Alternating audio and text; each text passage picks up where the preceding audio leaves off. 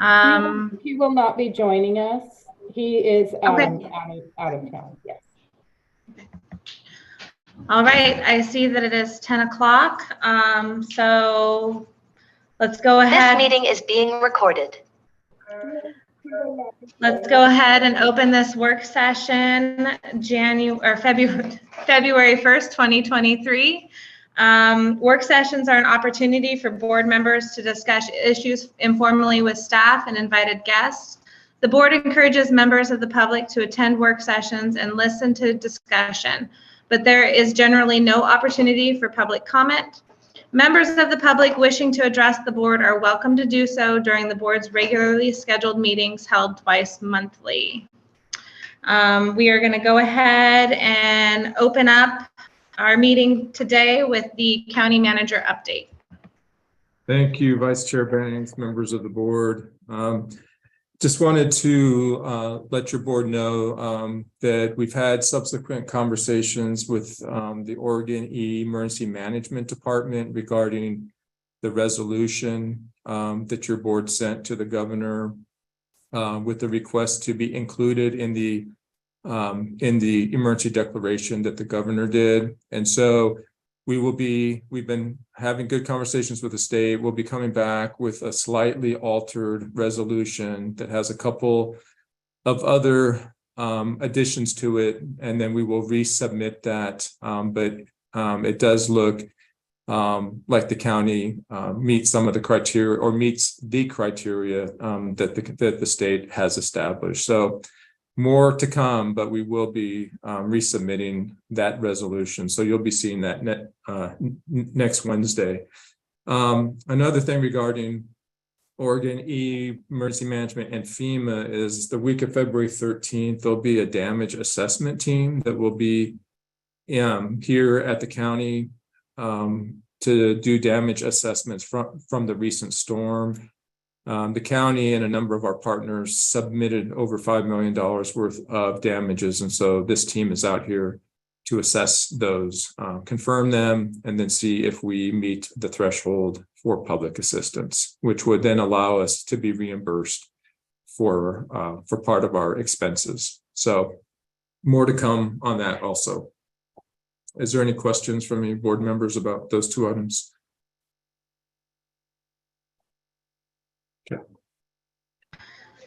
Seeing that there is not comment, let's go ahead and move on to we're skipping item number 2, the annual audit presentation due to a conflict in scheduling. And moving on to item number 3, surplus property for low-income housing, social services, and/or childcare on page 4. Should be presented by.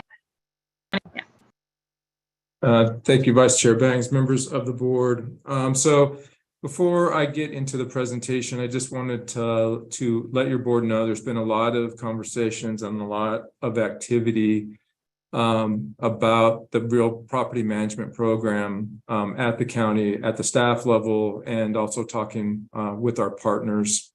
And as your board knows, one of the few assets that the county has regarding assisting with affordable housing and with childcare and social services is some of the property that the county holds. And I'm going to talk about what those properties are, but the agenda bill that was included in the work session was prepared prior to these conversations and prior to this presentation being made. So as I walk through the presentation, there'll be a couple of recommendations that I'm making that are not reflected in the agenda bill for the work session. So I just wanted to be transparent about. There's been a lot of work subsequent, and that's what I'm going to go through on the presentation. So if you could go to the next slide, please. So this is a little bit of an overview, and for some, they hear me talking about this all the time, but I think it's always a good place to start. And that's to talk about what the county's role is. The county is really a functioning holding company that has subsidiaries. And within those subsidiaries, we do thousands of services every day.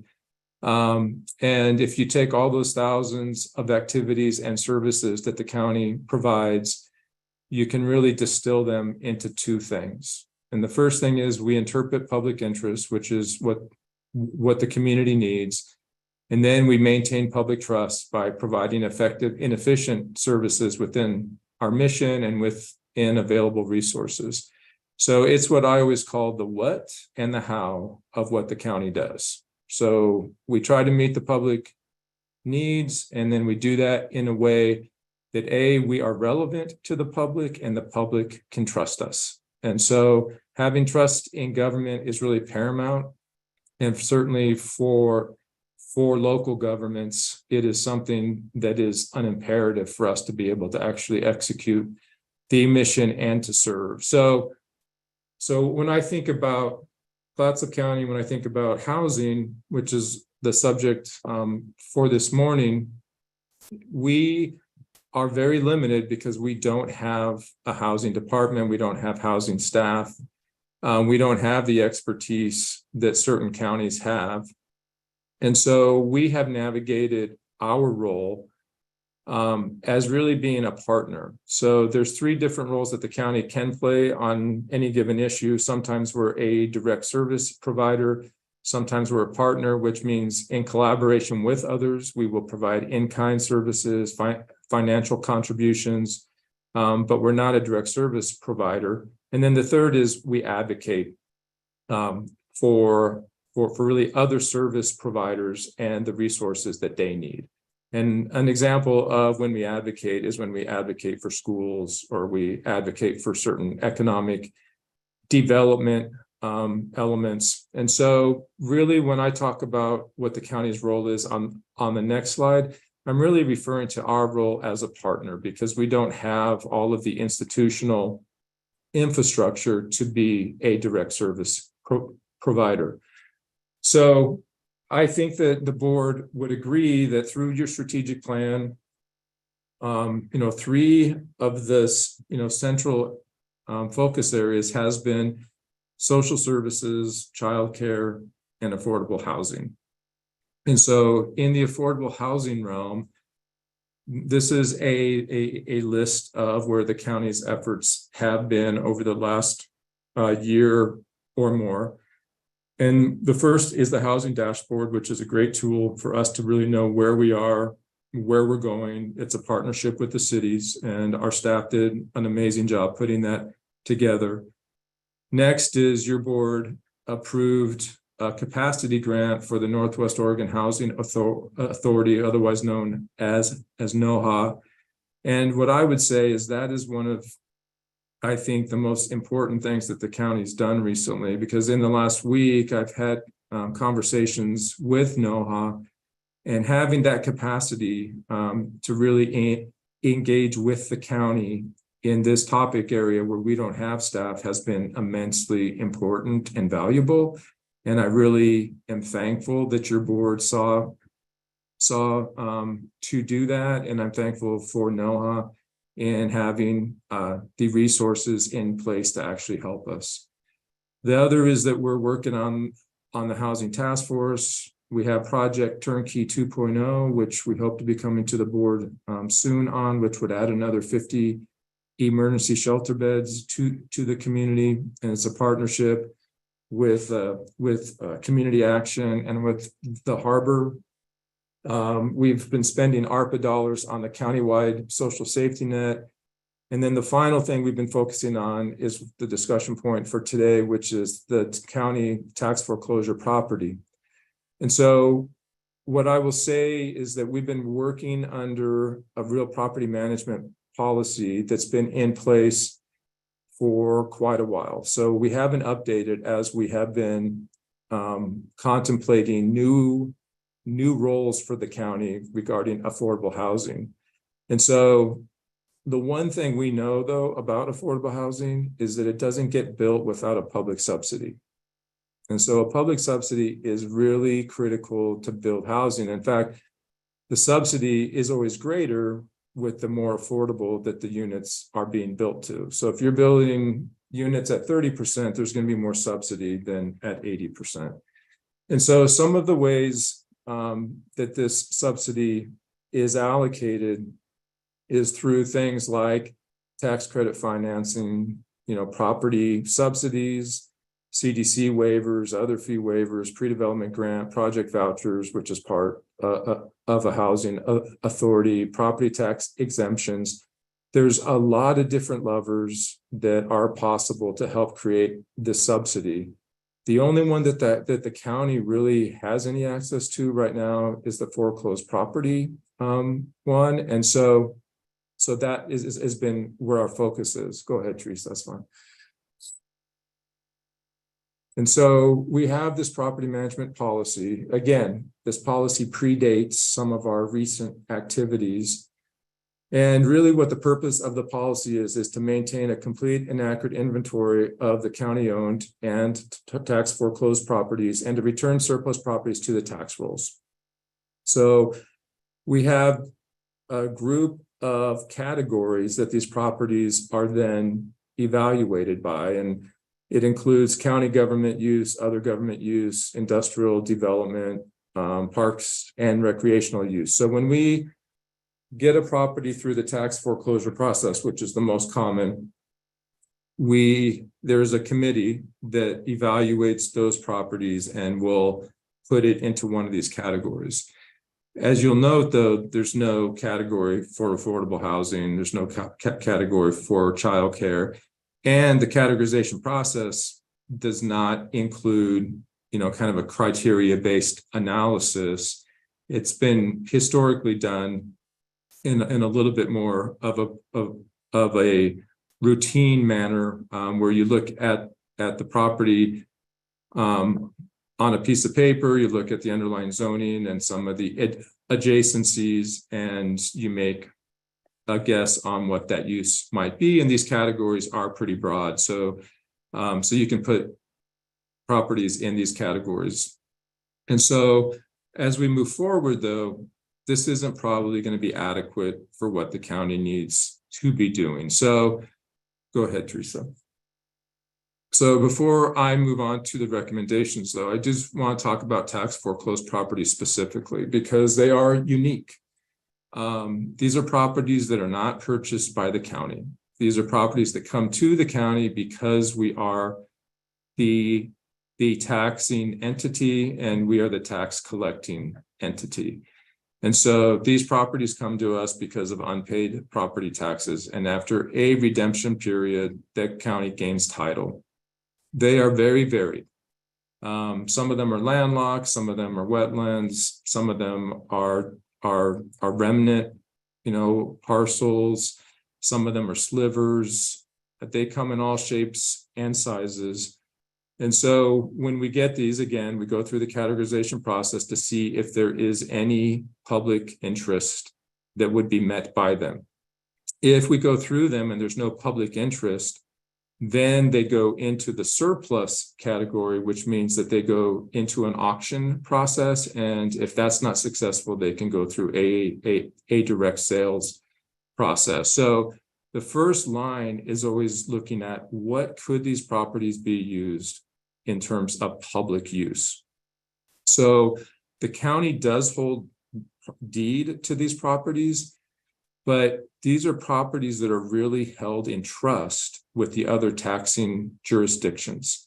So if we sell one of these tax foreclosed properties, the proceeds don't come to the county, they get distributed to the taxing jurisdictions. And so they are held in trust. Statute really contemplates public use first. If there's no public use, then they go into the disposition process. If they're disposed through the auction or the direct sales, just repeating myself, but they get distributed, the proceeds get distributed to the taxing agencies. And so even if we gave a property to a qualified nonprofit, it's the same thing. If it's not used for a public purpose, then it would come back to the county, and then we would recategorize it and decide whether it was surplus or not, and go through the same process. So, and there's always reversionary clauses with these because that public purpose use is essential. So it has to be used for a public purpose, and it's not, then it comes back. So I'm making a couple of recommendations to your board about a path forward, because I think we need to put some of the infrastructure in place to really make this a long-term legacy program for the county. And right now, using the previous policy framework, it's just not adequate to what we need going forward. And I think when I think about public interest, yes, affordable housing is a public interest. When I think about public trust, we need to have new processes in place to really do this in a way where everybody understands what the process is, what the timelines are, and then who are the support structures to actually get us through the process. And so the county can't do this alone. And so part of the policy will be contemplating who those other partners are, like NOHA, like consultants, who can help us do this work and do it transparently and effectively.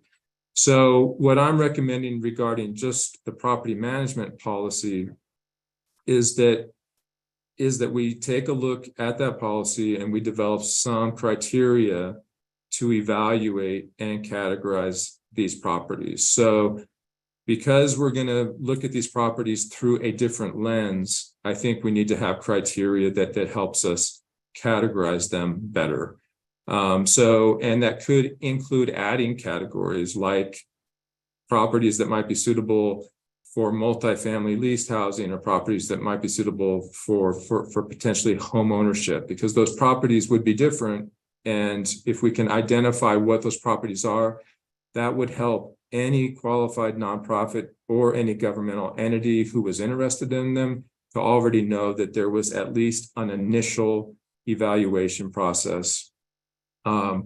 So then what I would suggest is that once we create the policy, then we would look at those properties in the inventory right now and make sure that they're categorized the way that the current policy and the current needs dictate. And so we would go back and review those properties, make sure that they're in the right category, and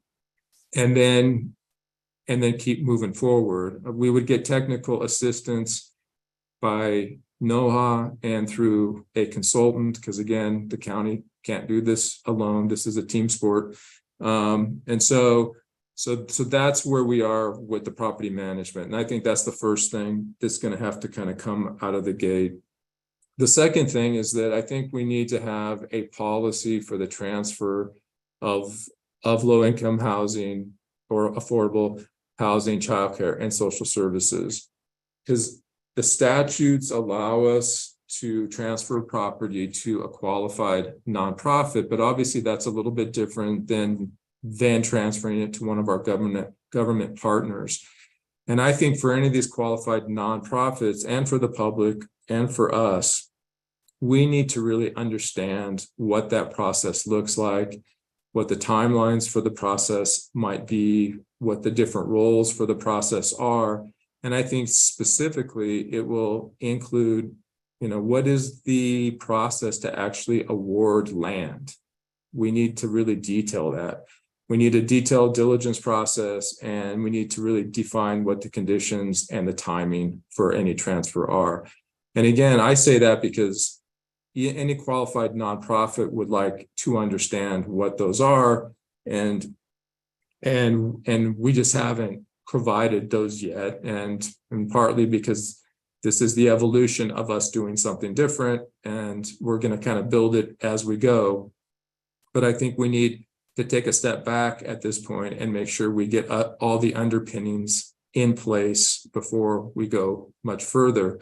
I have talked about this process with both NOAA, some of our other stakeholders, and with North Coast Housing Solutions, Chet, who will be presenting next. And everybody is in agreement that this is kind of the underpinnings that would allow us to really move this kind of a process forward. But we're going to have to take a step back to actually put this into place before we can move forward. The next slide real quick, Teresa. So just in summary, I just want to kind of reinforce that tax foreclosed property can be a really important tool for how we approach just meeting public needs, and that includes affordable housing.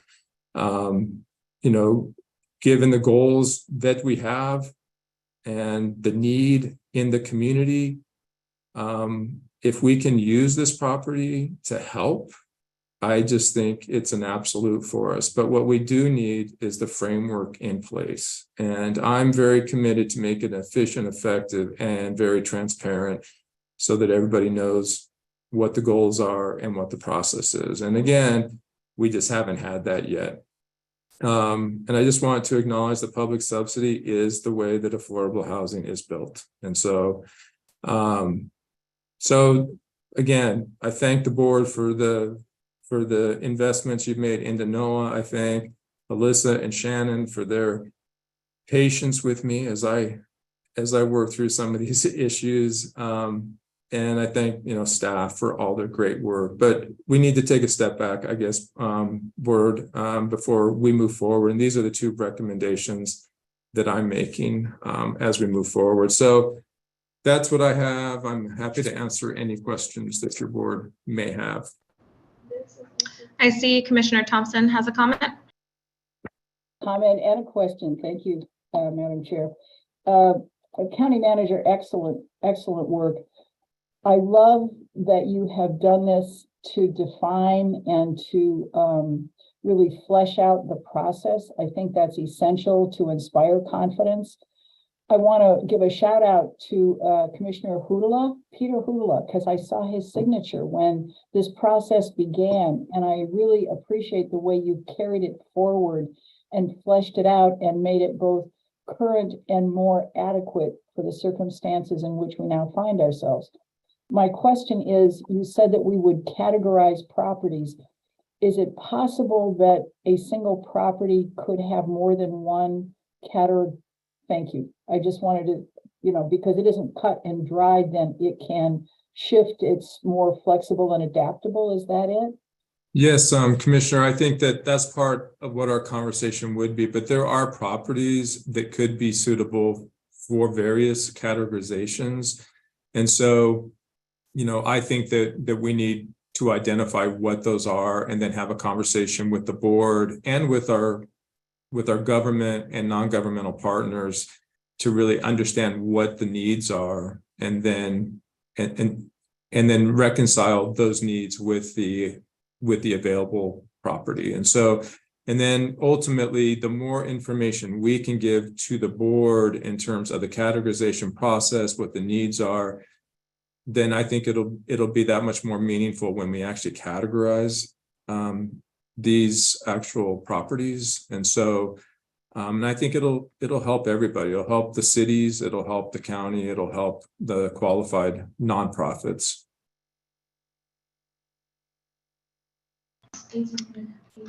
Are there any further comments, questions? I do want to just make note how hopeful I am in regards to using the tax foreclosed properties, because I feel like it'll be spreading out our housing stock versus isolating them only to certain locations. It would be nice to have some more affordable housing in areas such as Napa or Swenson or Lewis and Clark. And so spreading that out helps, I think, all communities in that aspect. If there's no further comments or questions, let's move on to topic number 4, Arch Cape Housing Concept, and that will be presented by Chet Moritz. Vice Chair Banks, if I can really quickly just give kind of a preview, not preview Chet's presentation, but I just want to create context. So as I just said, I mean, my recommendation to the board is that we go back and create the form and the substance to the policy and the process. So Chet and North Coast Housing Solutions has been having a lot of community conversations, putting some work into developing a concept for the Arch Cape property. There's no decision for the board. This is just for your information, just so you know what has been going on regarding that property. We will go back and go through the policy development process And again, I think that's all is going to help North Coast Housing Solutions as they move forward. It's going to help all of us. But I just wanted to let your board know that there's no decisions, there's no direction that is needed. This is really North Coast Housing Solutions' opportunity to just let you know, share what their concept is, and then we're going to go back through the policy development process. So thank you, Ched, and welcome. Wonderful. Thank you, Manager Bond. Thank you, Vice Chair Banks and other commissioners. Are you going to screen share from your end, or should I do it on my end?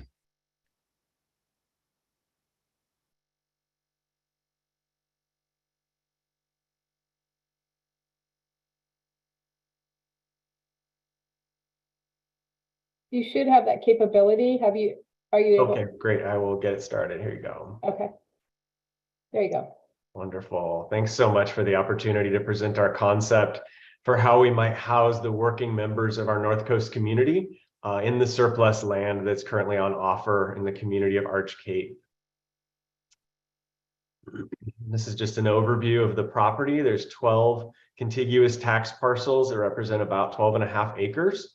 There is nearby access. You can see my pointer here on the southern edge of the property. Several undeveloped lots separate the end of these roads from the property, but it's less than a block for both utilities and for roads to access this property. It is in a 70-year-old forest, and we respect that. And we've actually been working with members of the community to develop a concept for how we can house workers with minimal impact on the forest. And I think you'll see that as we go through today with the idea of small cottages tucked in amongst the trees, taking advantage of the buildable lands here on the southern portion and leaving the northern portion, which is much steeper, protected as a community open space. This is just the tax lot map that we'll refer to throughout the presentation today. Again, the parcels outlined in blue and a couple photographs from the land looking south here at the top and looking north from the access.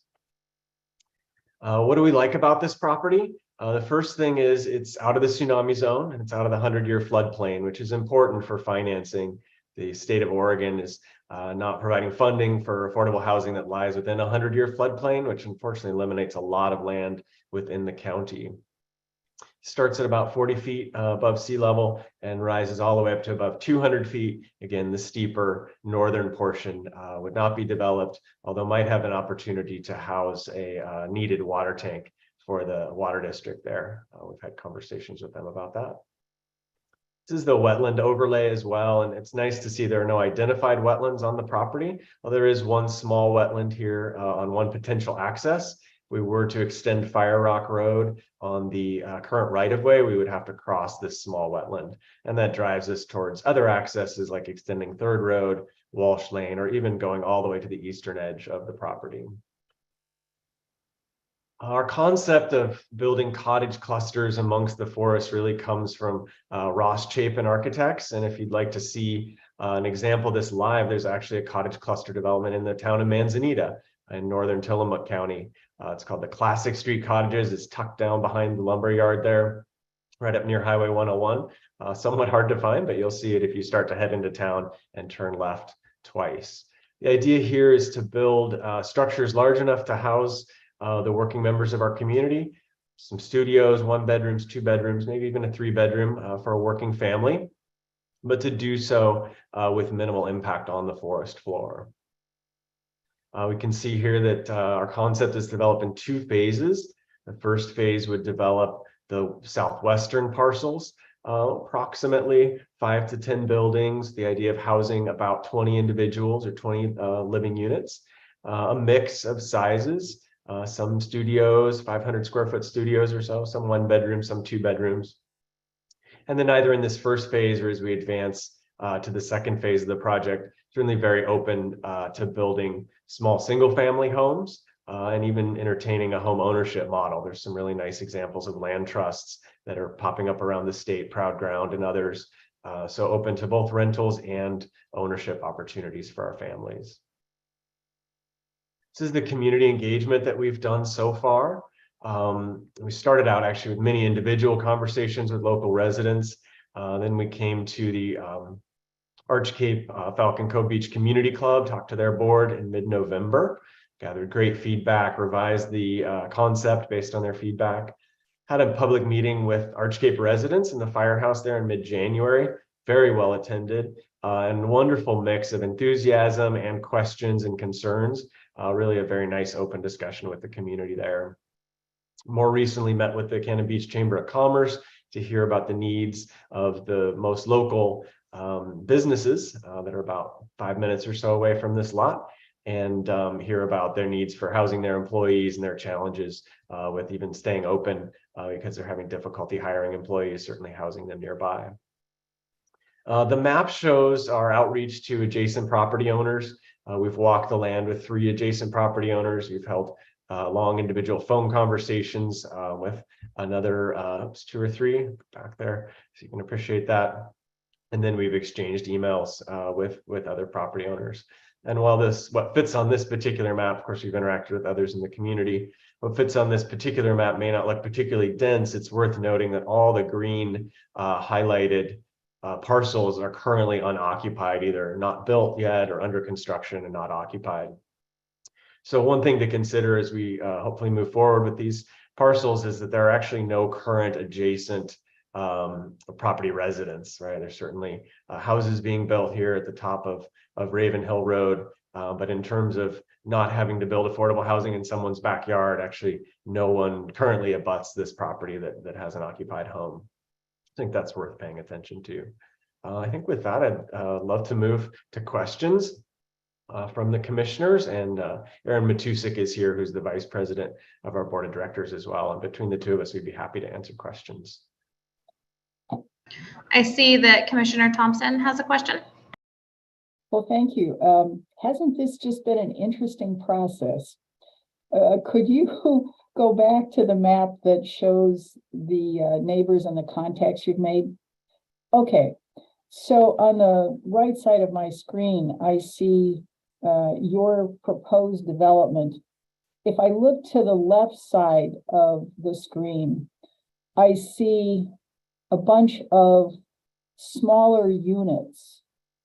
I've heard a lot of concern from neighbors about the increased density.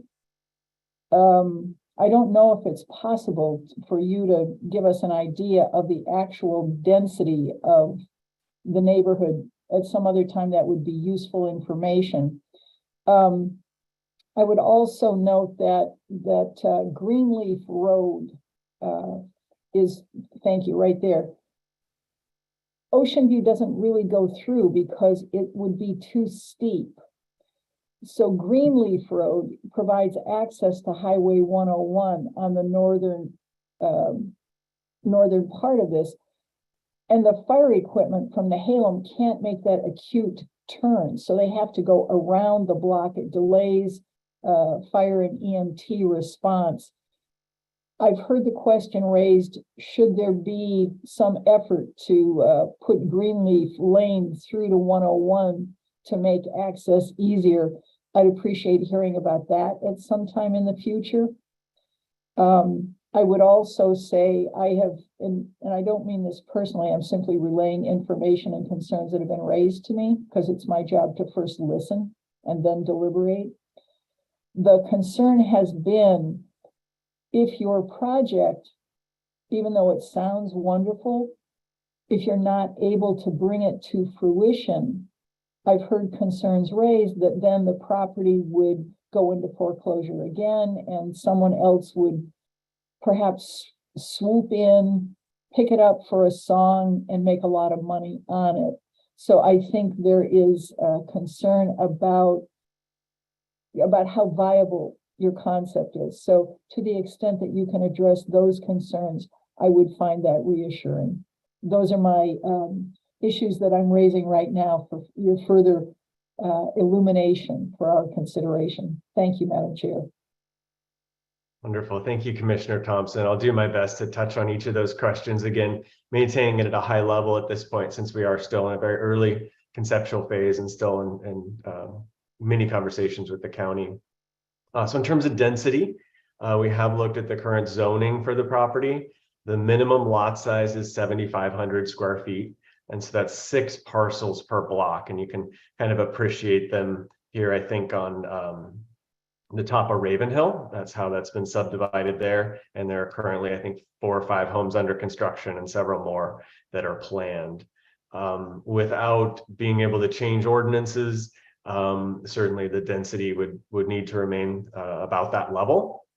We're in conversations about using the county's existing cluster development, which allows lot lines to be redrawn, again, really with the goal of preserving the northern portion here as community open space, and perhaps concentrating some of that density on the buildable southern portion. But on average, the density would certainly not, we don't expect it to exceed the current zoning. That would certainly require a rezone. The neighbors on Ocean View and Greenleaf, as you pointed out, our conversations with the Oregon Department of Transportation, or ODOT, suggested that no more traffic should be directed on Ocean View and Greenleaf until that intersection could be improved. And so we focused our outreach on the neighbors that would be most affected from East Shingle Mill Lane, Fire Rock, and Walsh Lane. Certainly, if this intersection can be improved, we're quite open to alternative accesses or multiple accesses. And at that point, we'd certainly be in touch with those neighbors to hear their concerns. The final question is a little more difficult to answer. It's in terms of the project were moved underway to a certain point and then were to fail. Certainly, as Manager Boone has pointed out, there are reversionary clauses in all these agreements. So the land would go back to the county, and I think it would be at the county's discretion to decide what to do at that point.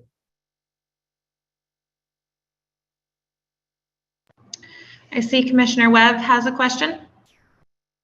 Yes, thank you.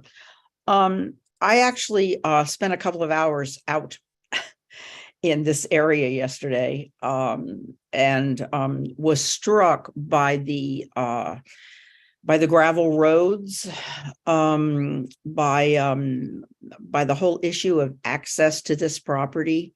I share Commissioner Thompson's concerns about the access onto 101 that I think is very real. I have a question for you. I noticed that the most of the parcels that are in this the space in the middle of this U shape are owned by a Markham family in Santa Barbara, California, and I wondered if you had had any conversations with them. Yeah, I'd like to send that question to my partner on this, Aaron Matusik, who actually knows quite a bit about those parcels. Yeah, thanks, Commissioner Webb.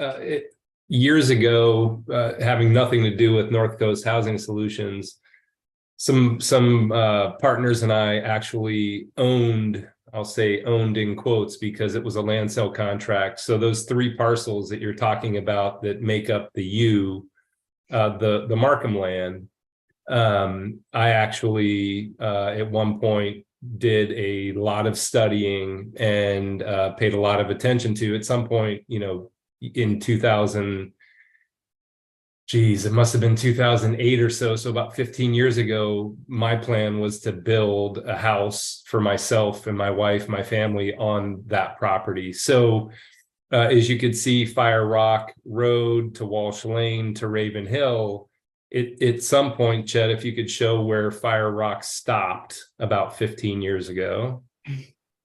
So right about there was the dead end of Fire Rock Road. So Walsh Lane didn't exist, Raven Hill didn't exist. And so the developer for those properties brought Fire Rock further, brought Walsh up the hill, brought Raven Hill up the hill, and clear cut all of those lots that you now see. So I was working with them directly because ultimately the Markham property, which, you know, is a little bit farther into the forest, would have been the next area to bring a road in and ultimately utilities, et cetera, et cetera. So at some point during those negotiations and conversations and them, you know, cutting the road in and clear cutting the trees and, you know, establishing their lots, the Great Recession happened, and the feasibility of me bringing the road farther into the forest to ultimately not develop the properties at that time because of the recession just didn't make sense. So we, as the developer of Walsh and Ravenhill, failed, went into foreclosure, lost their lots and properties to the bank, and they sat vacant for years and years and years. We decided to give the property back to the Markham family. And just for context, the Markham family, there's Markham Road, as I'm sure most of you know, goes, it's basically Ocean View Lane, but to the west. So there is what's called Markham Road. So that Markham family, years ago, they platted this entire area. I think, you know, Homestead Markham was a surveyor, and he surveyed all this land and platted it, you know, 100 years ago, whenever that was. And so that land we gave back to the Markhams, and they've, you know, done nothing with it since then, because, you know, the viability, of course, of Walsh and Ravenhill is now just coming into greater existence, because they're all being developed, and it's taken 15 years for those lots to be developed, but it's happening. And so the natural progression is to go a little bit farther into the forest and you know, do what we propose to do, or whatever else happens to those lots. At least we know, you know, sort of the, if we build it, they will come mentality will ultimately, you know, these lots will be infilled at some point. So I don't know if that answers your question, but it gives you at least some context of that Markham property that you asked about. Yeah, no, I'm sorry. I wanted to know if you had had conversations with Markhams in terms of how they would feel about this development, perhaps the extent to which, you know, they would want in, et cetera. I just wondered if you had recent conversations with them. Our understanding of the Markhams is that they are in the process of donating that land to the Arch Cape Water District. Okay. Which means it could not be developed, I assumed. Correct. There's some challenges with those lots. As Chet pointed out, the challenges with the northernmost lots that are marked community open space. You know, the farther north we go, the more challenging terrain we have to deal with. Absolutely. Yeah, and when I studied those Markham properties years and years ago, we certainly would not have been able to maximize the density to build every lot that we would have liked to have been buildable, but we would have been able to do something. What that was is, you know, to be determined, and we'll figure out, you know, through this process, if we continue, what's buildable and what's not buildable. Okay, thank you. But I just want to circle back to something Commissioner Thompson brought up earlier. Under no circumstance would North Coast Housing Solutions put ourselves in a position of failing, and this land, if we did fail, went to some land grab situation.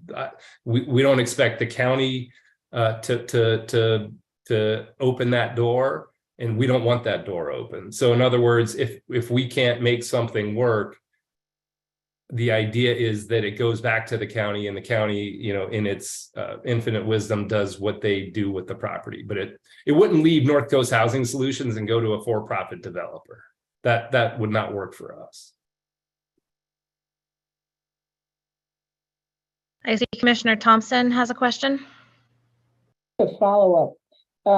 Commissioner Webb, to reassure you, the Markham family may be registered in California. John Markham is a longtime neighbor across the highway. And he's been complaining for years about the challenges associated with donating that land. The Arch Cape Water District, there's no telling what they could choose to do with that land. I understand the challenges and the topography and all of that, but this is where we get into other jurisdictions. When we, as a county board of commissioners, contributed $250,000 in the effort to purchase the Arch Cape Forest, there were certain assurances made about I would call it almost the complete unanimity of community opinion. Well, I'm not altogether sure that there is ever going to be possible complete unanimity of community opinion in this or any other area. Yes, with your familiarity with land use issues, you're laughing because that just doesn't happen. I appreciate the assurances. I know that John Markham and his family have been devoted to this land for years, and that's not going to change. He's a good neighbor, and I appreciate that. And I appreciate the assurances that you've made. When I saw the TV coverage, I thought, oh my heavens, this is not the band Smashing Pumpkins. This is Bashing Bumpkins, because it presented the County Board of Commissioners, I thought, in a very unfairly unfavorable light. We don't do business the way we were portrayed, and I'm glad that today we are providing community reassurance and a fuller, more accurate picture of how we'll proceed, which is legally, ethically, in a fiscally prudent manner. Thank you. Yeah, and if I could real quick, Commissioner Thompson, just so you know, North Coast Housing Solutions did not call those press releases. That was not us.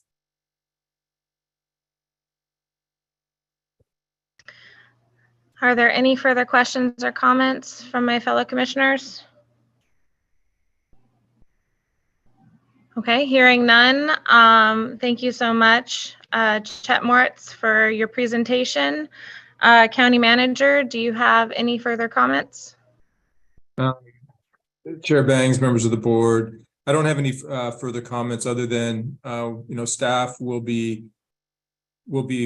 pursuing both of those recommendations that I presented earlier, and again, they'll be very collaborative, and they're going to take time.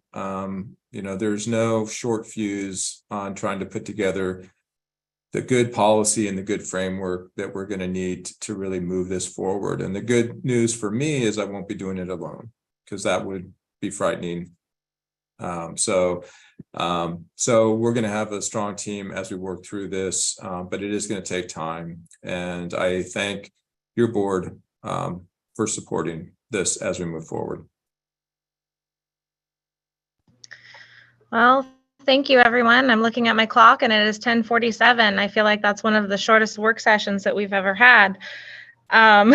If there's no further comments or questions, I adjourn this meeting.